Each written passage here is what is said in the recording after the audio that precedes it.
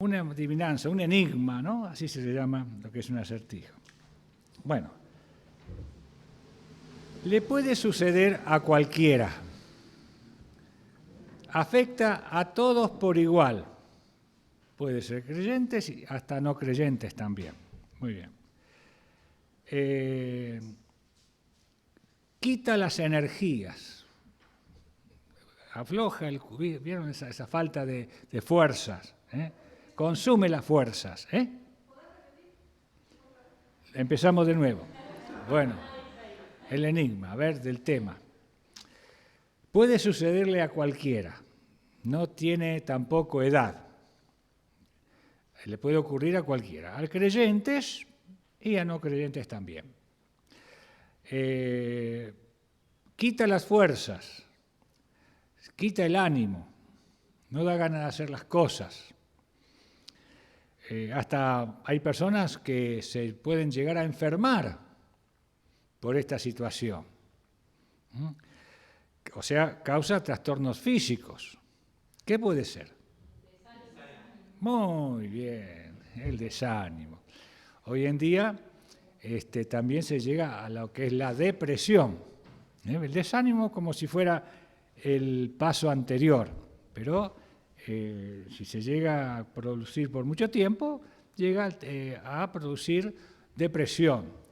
El desánimo, muy bien, el desánimo. ¿Hay alguien que está desanimado?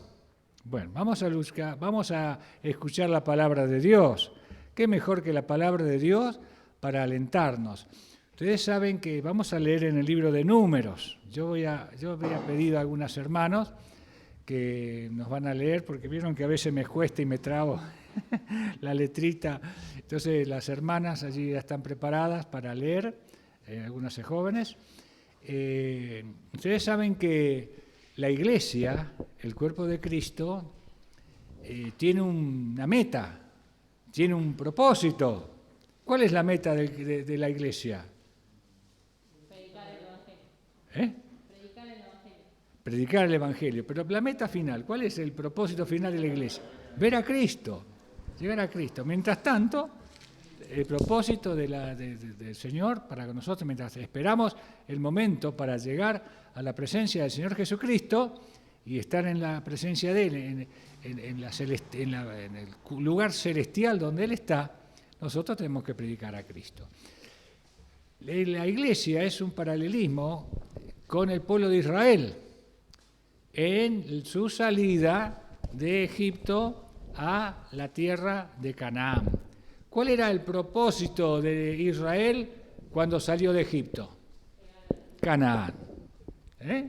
¿Se dan cuenta? Era Canaán. Nuestra Canaán celestial es el cielo.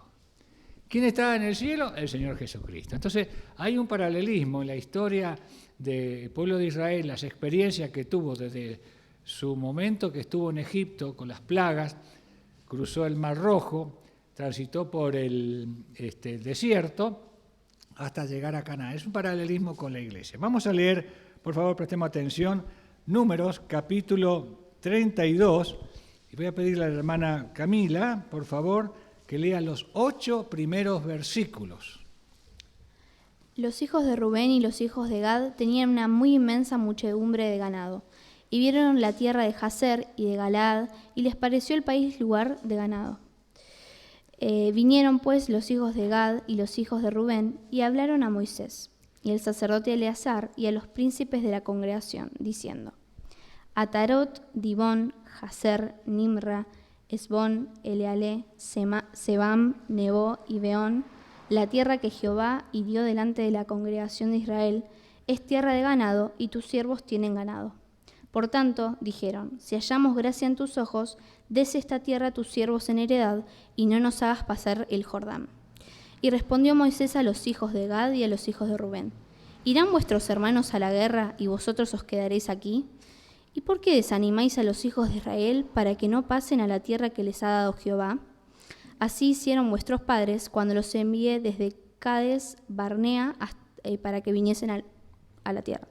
Y después, lento, por favor, así vamos escuchando bien, versículo 9 al 15, nuestra hermana Candela. al 15, 9 al 15. Subieron hasta el torrente de Escol. Y después que vieron la tierra, desalentaron a los hijos de Israel para que no viniesen a la tierra que Jehová les había dado. Y la ira de Jehová se encendió entonces y juró diciendo: no verán los varones que subieron de Egipto de 20 años arriba la tierra que prometí con juramento a Abraham, Isaac y Jacob, por cuanto no fueron perfectos en pos de mí, excepto Caleb, hijo de Jefone Ceneseo, y Josué, hijo de Nun, que fueron perfectos en pos de Jehová. Y la ira de Jehová se encendió contra Israel, y los hizo andar errantes 40 años por el desierto, hasta que fue acabada toda aquella generación que había hecho mal delante de Jehová. Y he aquí vosotros habéis sucedido en lugar de vuestros padres, prole de hombres pecadores, para añadir aún a la ira de Jehová contra Israel. Si os volviereis de en pos de él volverá otra vez a dejaros en el desierto, y destruiréis a todo este pueblo.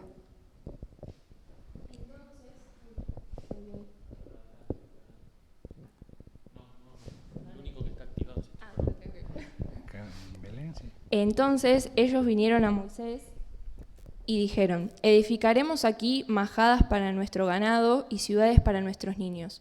Y nosotros nos armaremos e iremos con diligencia delante de los hijos de Israel hasta que los metamos en su lugar. Y nuestros niños quedarán en ciudades fortificadas a causa de los moradores del país. No volveremos a nuestras casas hasta que los hijos de Israel posean cada uno su heredad. Porque no tomaremos heredad contra ellos al otro lado del Jordán ni adelante, por cuanto tendremos ya nuestra heredad a este otro lado del Jordán, al oriente. Entonces le respondió Moisés: si lo hacéis así, si os disponéis para ir delante de Jehová a la guerra, y todos vosotros pasáis armados al Jordán delante de Jehová, hasta que haya echado a sus enemigos de delante de sí, y sea el país sojuzgado delante de Jehová, luego volveréis y seréis libres de culpa para con Jehová y para con Israel, y esta tierra será vuestra en heredad delante de Jehová.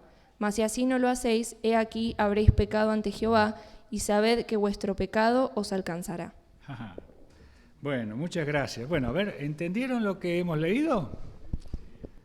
¿Qué pasó? A ver, cuénteme, alguien que me cuente lo que vamos a interpretar lo que hemos leído. A ver, ¿qué pasó? Si prestaron atención. A ver. Muy bien, una parte del pueblo quería... miren, ya estaban al final de del peregrinaje. ¿Cuántos años tuvieron? 40 años. Cumplidos los 40 años, estaban al borde del río Jordán, ¿no? Y cuando llegaron allí, tenían que pasar el río Jordán, pero había dos tribus, Gad, Manasés, y la media tribu de Manasés, Gad, y cuál era Rubén, Gad, y media tribu de Manasés, estaban diciendo: ¿para qué vamos a pasar del otro lado? Si acá hay tierra de ganado buenísima, muchos pastos, y somos muy numerosos. Entonces le dijeron a Moisés: queremos quedarnos acá, pero pasó algo. ¿No van a acompañar a sus hermanos a conquistar la tierra? ¿No le van a ir ustedes a ayudar a ellos? No, dice. Y les comienza, y ustedes van a ver un poquitito allí en la lectura que hemos hecho, Moisés les empieza a recordar lo que había pasado 40 años antes. Si ustedes leen capítulo 13 y 14 de Números, van a ver que cuando al poco tiempo de salir de Egipto fueron a Sinaí y estuvieron unos 9 a 11 meses, se supone, en el monte Sinaí recibiendo las tablas de la ley, Moisés, avanzaron y estuvieron al punto de entrar a la tierra prometida. Y ocurrió allí que Moisés le dice a Israel, a la congregación, porque saben que se usa la palabra congregación para Israel en el desierto, que vayan a recorrer la tierra y la investiguen 12 hombres, uno de cada tribu. Entonces, uno de cada tribu, dan los nombres ahí en el capítulo 13 y 14 de esos hombres, estaba Josué y Caleb. Y fueron, reconocieron la tierra de Canaán, cruzaron ellos. Estuvieron allí en Canaán recorriéndola durante 40 días para saber cómo era la tierra. Para conocer, 40 días es bastante como para que estos 12 hombres pudieran reconocerla y saber cómo es la tierra y cómo son sus moradores. Esa fue la orden que Dios le dio a Moisés para estos 12 hombres. Cuando vinieron, eso fue 40 años antes de este capítulo 32, en el 13 y 14, cuando vinieron, dos de ellos vinieron con un palo largo, uno en el hombro, otro en el otro, cada uno en su hombro, y en el medio un racimo de uvas inmenso, de grande. ¿Ustedes saben lo que es un racimo que no lo puede traer una persona? Lo tienen que traer entre dos. ¡Ah! ¡Qué tierra! ¿Cómo era esa tierra? Ahora, durante años eso fue un desierto después, por disciplina de Dios. Pero en ese entonces la tierra era fértil. Pero había de todo. Es como me decía mi abuela cuando vino de España, acá en Argentina, tirás las semillas, no hace falta hacer surco. Crecía sola. En cambio en Europa había que cavarla profunda, ponerla muy profunda hasta llegar a la tierra buena, de tanta trabajada que estaba. Acá no, dice, mis padres tiraban la semilla y ya crecía. Así ocurría allá. Pero vinieron los 12... contando cómo era la tierra, qué buena que era, pero, siempre hay un pero, ¿vieron? 10 de ellos dijeron, no, pero saben una cosa, los hombres de allí son enormes, son gigantes, no vamos a poder entrar. Y 2 de ellos dijeron, no, los vamos a comer como pan, porque Dios nos va a dar la victoria. Pero los otros 10 siguieron, no vamos a poder, nosotros parecíamos langostas, ellos nos veían como langostas a nosotros y nosotros a ellos, porque estaban los hijos de Anac, que eran los descendientes de los gigantes, uno aparte de ese lugar, pero todas eran muy grandes y están armados y fortificados, pero Josué y Caleb decían, más podremos nosotros que ellos, porque Dios pelea por nosotros, Dios peleará por nosotros, y los otros no, ¿qué pasó con el pueblo? Comenzó a desalentarse. Miren, queridos, el desaliento es tan contagioso, tan contagioso. Ya una vez lo dijimos acá, que nosotros estamos todos contentos, cantando, alegres, pero entra uno con la cara larga o 2 con la cara larga y se ponen así, lo empezamos a mirar, ¿qué pasa? Nos contagia a todos. Ahora, al revés. Estamos nosotros tristes, amargos por todo lo que está pasando en el mundo. Y vienen 2 hermanos. No, el Señor está con nosotros. Lo miramos así, peor. ¿Vieron? Es más fácil desalentar que alentar, siempre. Por eso tenemos que estar muy precavidos, porque también nosotros podemos caer. Cualquiera de nosotros cae en esa situación. Así que el incidente que ocurre allí en ese capítulo 32 que nos han leído las hermanas, ocurrió 40 años después de aquel incidente de los 12 espías. En vista de eso, ¿saben qué hizo Dios? Les dio el castigo más grande que alguien pueda tener. Porque cometieron el pecado imperdonable. El castigo más grande fue un deambular sin sentido, un andar y un vagar sin un motivo de andar y sin un lugar específico de donde llegar. Es el castigo más grande, deambular, vagar sin propósito. Cuando no hay propósito, entonces la vida se hace insoportable. Y Dios le dio esa disciplina, un vagar sin propósito. Por eso, desde el 13-14 del capítulo de Números al 32, pasaron 40 años. En esos 40 años ustedes van a poder leer las cosas que ocurrieron.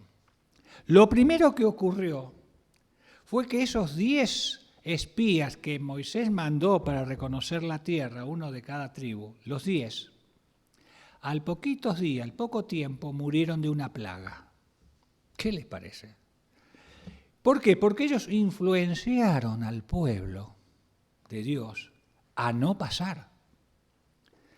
Ahora, eso ocurrió al principio de la salida de Egipto. Ahora, acá, en ese principio, la primera vez, ese desaliento, ¿por qué fue producido? ¿Por los enemigos?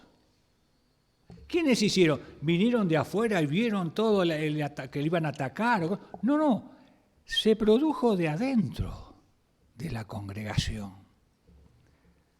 Ese desaliento vino de ellos mismos, del corazón de ellos. ¿Comprenden? O sea, muchas veces pensamos que los ataques vienen de afuera. Los ataques vienen de adentro. ¿Cómo? ¿En tu congregación hacen esto? No, en la mía hacen tal cosa. ¿Cómo? ¿Ustedes hacen? No, pero eso ya no se usa más. Y mirá, las vocecitas ahí, ¿sí? No, afuera van a salir, ustedes van a salir afuera a predicar, pero saben que nadie cree nada hoy en día. No, se van a tirar el papel al suelo. No, ¿para qué? Mira, hay otros métodos, otras formas. Miren, las voces de desaliento van a venir por los nuestros. Una cosa también, la multitud que salió de Egipto salió después de aquella última plaga que ocurrió en Egipto. ¿Cuál fue la última plaga? La muerte de los primogénitos. Y cruzaron el Mar Rojo.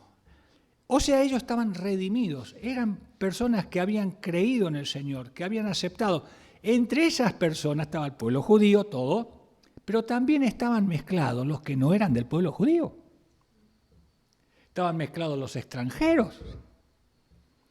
Y los extranjeros también quisieron asociarse. Y bueno, fueron aprobados porque ellos han hecho la obra, lo hicieron la muerte del Cordero, ¿se acuerdan?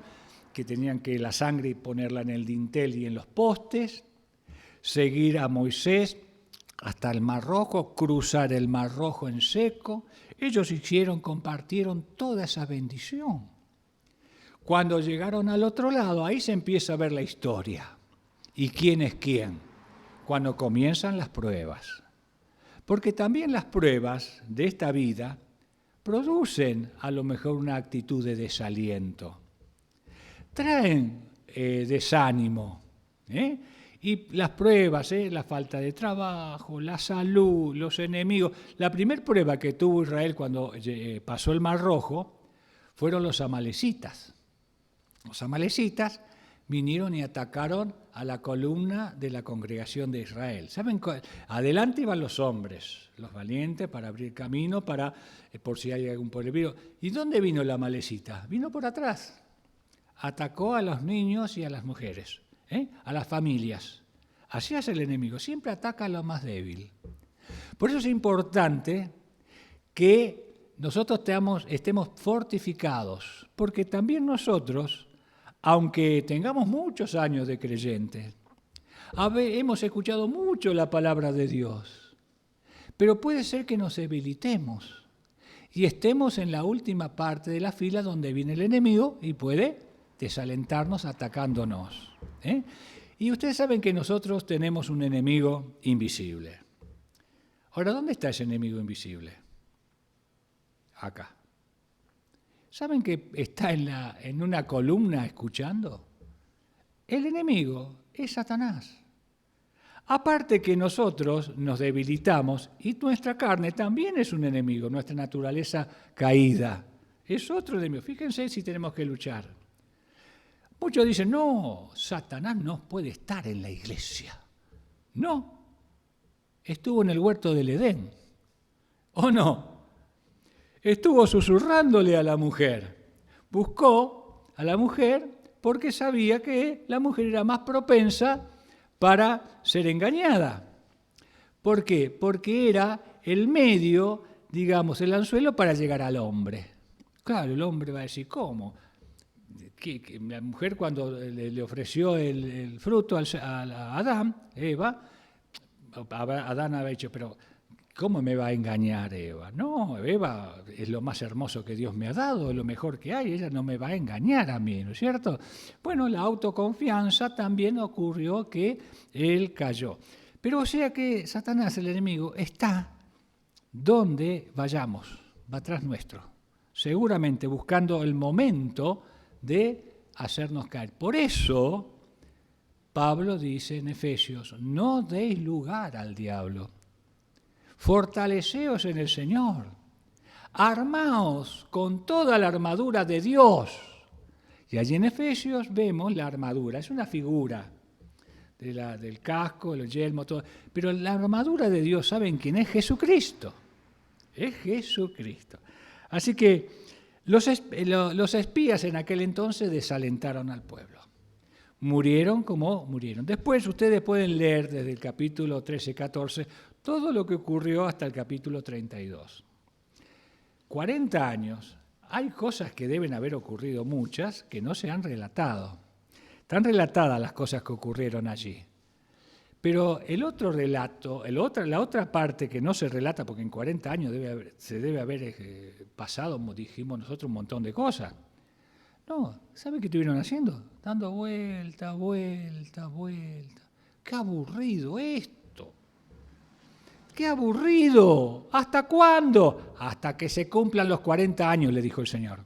Porque por cada día que los espías estuvieron en Canaán, que eran 40, yo los castigaré 1 año por cada día dando vuelta. Entonces ellos tenían que esperar el momento de cumplir los 40 años. Y mientras tanto, dar vuelta, qué aburrido.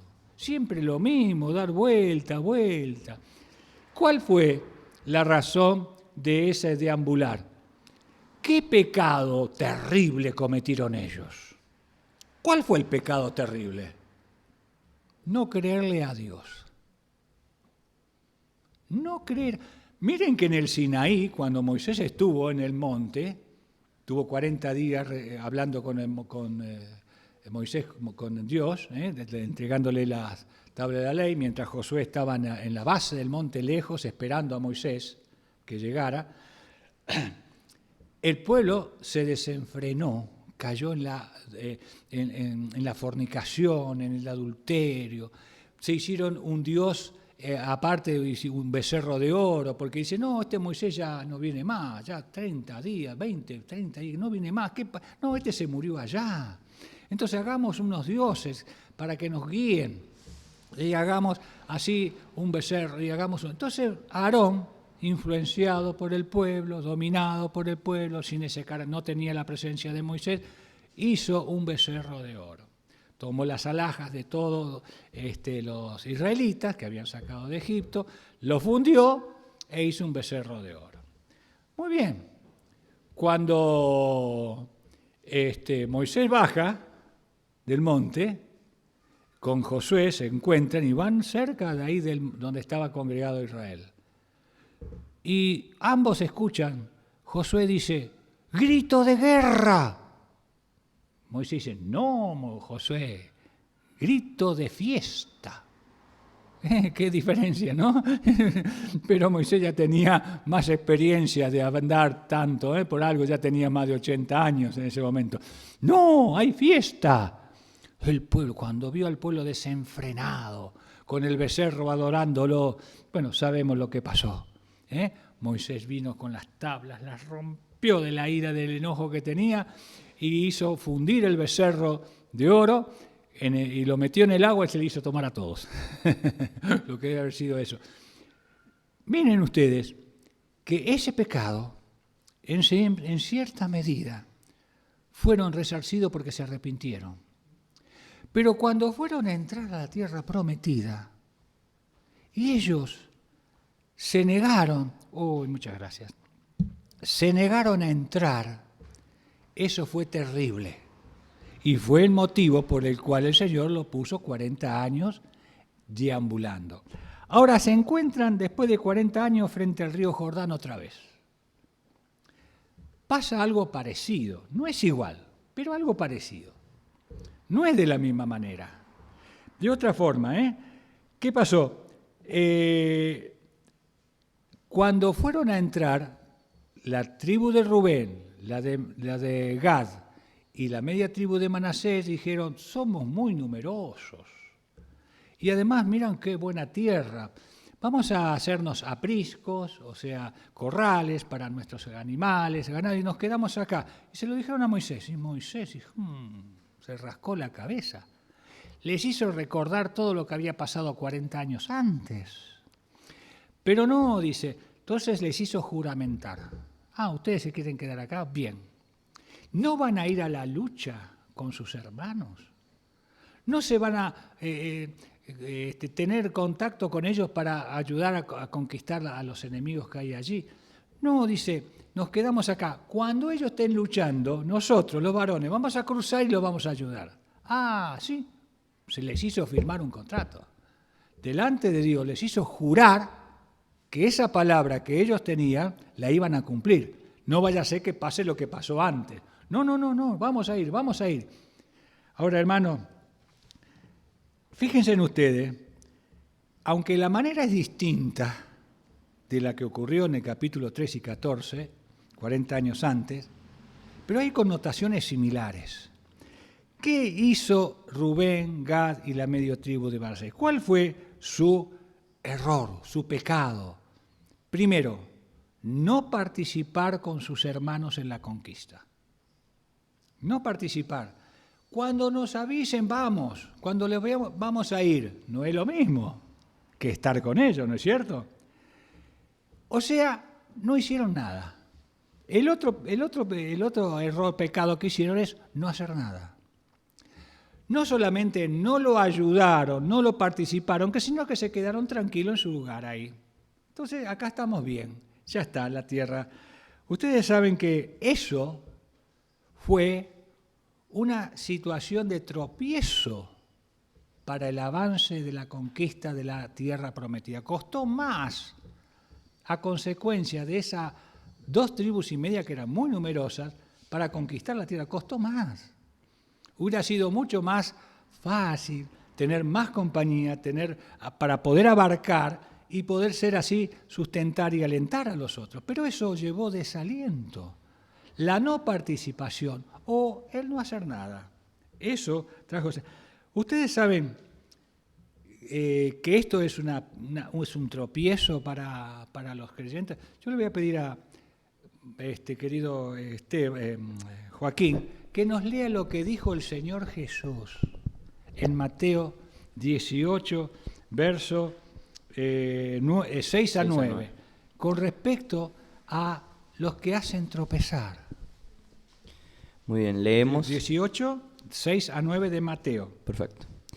Dice así, el versículo 6. Y cualquiera que haga tropezar a alguno de estos pequeños que creen en mí, mejor le fuera que se le colgase al cuello una piedra de molino de asno, y que se le hundiese en lo profundo del mar. Ay del mundo por los tropiezos, porque es necesario que vengan tropiezos, pero ay de aquel hombre por quien viene el tropiezo. Versículo 8. Por tanto, si tu mano o tu pie te es ocasión de caer, córtalo y échalo de ti. Mejor te es entrar en la vida cojo o manco que teniendo 2 manos o 2 pies ser echado en el fuego eterno. Y si tu ojo te es ocasión de caer, sácalo y échalo de ti.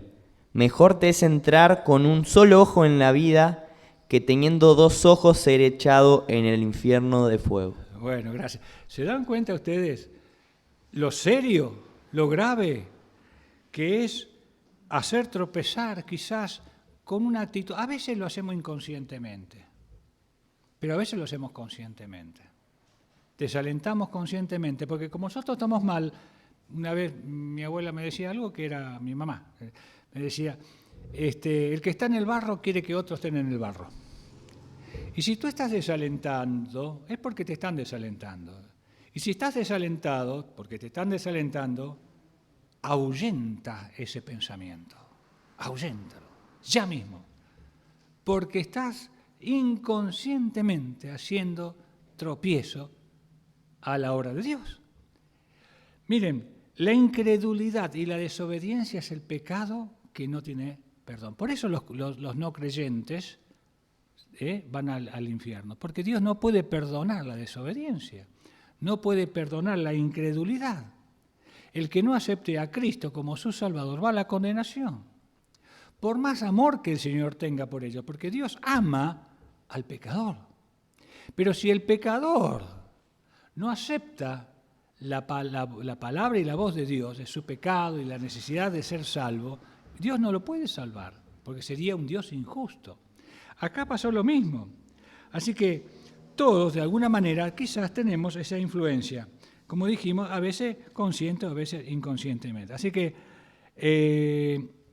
y el desaliento o el desánimo, piensen ustedes que todos nosotros, sin excepción, tenemos una esfera de influencia, todos. Ya nuestra presencia en donde estamos es una influencia, en el hogar, con nuestros hijos, con nuestra familia, con el entorno de los vecinos.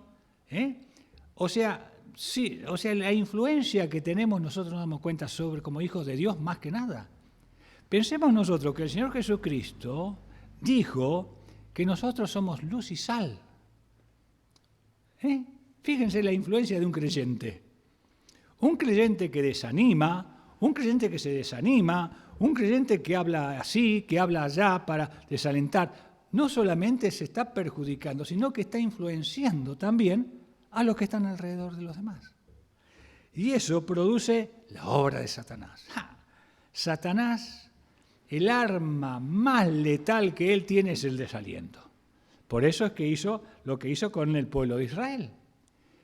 Pablo, escribiéndole a los corintios, nos dice que tengamos cuidado, que no seamos nosotros incrédulos o desobedientes como lo fue Israel en el desierto, y nosotros vengamos a hacer lo mismo que ellos. Así que mostramos a veces ese espíritu negativo, ese espíritu de desaliento y ese espíritu de contradicción sobre las cosas que estamos viendo. Y muchas veces siendo indolentes. ¿Qué es indolente? No dolerme lo que le pasa al otro. No dolerme si el otro va al infierno. No dolerme si el otro tiene necesidad. No dolerme en la obra de Dios. Así que, hermanos queridos, es muy peligroso cuando los creyentes influenciamos, porque esto es producto de la obra de Satanás. Influenciamos sobre los que están haciendo algo. Influenciamos sobre los que quieren hacer algo. Influenciamos sobre los que todavía no están haciendo nada. Entonces, siempre nuestra influencia puede ser para bien o para mal. Y influenciamos sobre los más débiles. Por eso el Señor dice allí a uno de estos pequeñitos, al que hace caer. ¿Quiénes son los pequeñitos? Somos nosotros, hermanos. Tienes muchos años de congregado, sos muy versado en la palabra de Dios, pero delante de Satanás somos un bocado de pan. Tengamos cuidado.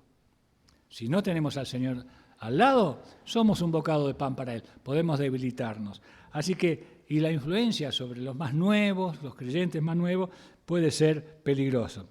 Así que, hermanos míos, si usted está pensando en dejar o no hacer y apegarnos a estar tranquilos porque total esto, ¿quién lo va a cambiar? Ya todo está dicho. Si hay un pensamiento así, considerémonos que podemos interferir en los propósitos de Dios sin querer. Así que el desaliento es un arma de Satanás. Es el arma más letal. Por lo tanto, como dijimos, que dijo Efesios, capítulo 4, dice Pablo, no deis lugar al diablo, no le demos lugar al diablo. Revisemos las oportunidades perdidas. A lo mejor hemos perdido oportunidades, Pero ¿saben una cosa? No nos fijemos en las oportunidades perdidas. Analicémoslo como una lección para no seguir perdiendo el tiempo y no seguir perdiendo las oportunidades. Y revoquémonos en la determinación de enfocarnos en la tarea de Dios, en la tarea de poder lucir la luz del Evangelio a través de nuestra conducta, de nuestro estado, de nuestra preocupación por las almas. Recuerden lo que dijo Pablo, dice, que la palabra de Dios abunde en vuestros corazones. Hermanos, queremos alentarnos, la palabra de Dios nos alienta. ¿Quieres aumentar tu fe? Oye, lee y guarda la palabra de Dios, porque la fe viene por el oír, y el oír de la palabra de Dios. Así que no hay otra manera de alimentarnos, no hay otra, que no sea la palabra de Dios y el Dios de la palabra. Y se cumplirá aquello que dice el profeta o salmista David en el Salmo 23. Mi copa está rebosando. La copa somos nosotros, somos este vaso que somos nosotros. Mi copa está rebosando. Y también otra cosa muy importante que siempre tenemos que hacer para no desmayar, para no desvanecernos, que el Señor Jesús enseñó. El Señor Jesús enseñó una parábola y Lucas dice, el Señor enseñó una parábola de la necesidad de orar siempre y no desmayar. Y le da el ejemplo de una mujer viuda, pobre, que va a un juez injusto, un hombre que no le importa nada, un juez que solamente si hay dinero, no sé si eso es actual así, ahora, en aquel entonces parece que era así, ahora no sé. Si no hay dinero, no hay un interés personal, no actúa y no le daba justicia. Una viuda, pero la viuda siguió insistiendo, hasta que ese juez injusto le hizo justicia. Eso nos habla de la perseverancia en la oración. Entonces el Señor enseñó esa parábola de la necesidad de orar siempre y no desmayar. Así que la perseverancia y la oración es lo que más nos cuesta. La lectura de la palabra a veces es lo que más nos cuesta. Cuando estamos desalentados, seguramente no tenemos apego a estas dos cosas, leer la palabra de Dios y orar. Y eso es lo que justamente el diablo está buscando. Así que, hermanos míos, queridos, tengamos en cuenta la necesidad de aprender aquellas cosas que ya el Señor nos dejó establecidas en su palabra, las Escrituras. Y todos esos ejemplos que el pueblo de Israel pasó, padeció. Lean todo lo que es el libro de Números, la historia del pueblo de Israel en Egipto. Y es un paralelismo a nuestra vida, a nosotros, no solamente a la congregación, sino a cada uno de nosotros. Si no estamos a lo mejor haciendo algo que ellos mismos hacían, que era desobedecer y desalentar al pueblo de Dios.